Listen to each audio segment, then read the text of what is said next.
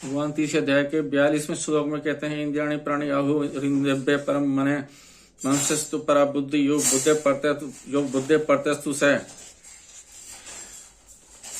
इंद्रियाणि प्राणी आहु शरीर अथवा विषयों से इंद्रियां पर हैं। तात्पर्य यह है कि इंद्रियों द्वारा विषयों का ज्ञान होता है, पर विषयों के द्वारा इंद्रियों का ज्ञान नहीं होता।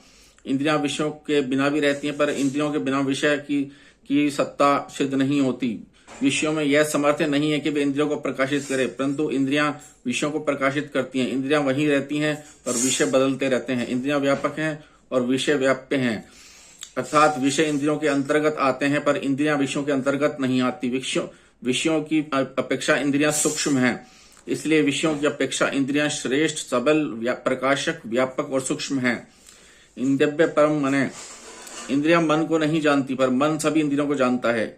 इंद्रियों में भी प्रत्येक इंद्रिय अपने अपने विषय को जानती है, अन्य इंद्रियों के विषय को नहीं।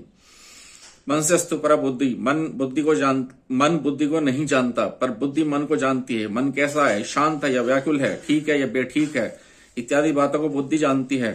इंद्रियां ठीक काम करती हैं या नहीं, इसको भी बुद्धि जानती है। तात्पर्य है कि बुद्धि मन को तथा उनके संकल्पों को भी जानती है और इंद्रियों को तथा उनके विषयों को भी जानती है। इसलिए इंद्रियों से पर जो मन है, उस मन से भी बुद्धि पर श्रेष्ठ, बलवान, प्रकाशक, व्यापक और सूक्ष्म है।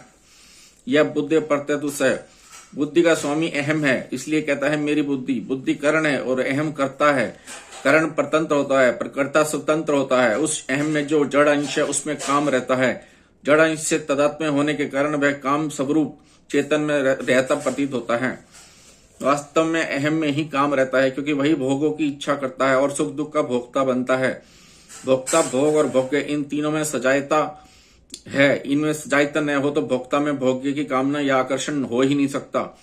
भोक्तापन का जो प्रकाशक है, जिसके प्रकाश में भोक्ता, भोग और भोग्य तीनों की सिद्धि होती है, उस परम प्रकाशक की शुद्ध चेतन में काम नहीं है।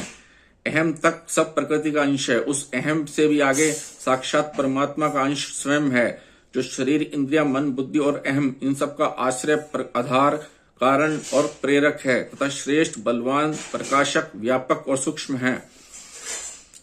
जड़ प्रकृति का अंश ही सुख दुख रूप में परिणत होता है। अर्थात सुख दुख रूप विकृति जड़ में ही होती है, चेतन में विकृति नहीं है। परंतु चेतन विकृति का ज्ञाता है, परंतु जड़ से तादात्म्य होने के कारण सुख दुख का भोक्ता चेतन ही बनता है। अर्थात चेतन ही सुखी दुखी होता है, केवल जड़ में सुखी दुखी होना नहीं बनता। तात्पर्य यह है कि अहम में जो जड़ अंश है उसके साथ तादात्म्य कर लेने से चेतन भी अपने आप को भोक्ता हूं, मैं भोक्ता हूं, ऐसा मान लेता है। परमात्म तत्व का साक्षात्कार होते ही रस बुद्धि निवृत्त हो जाती है।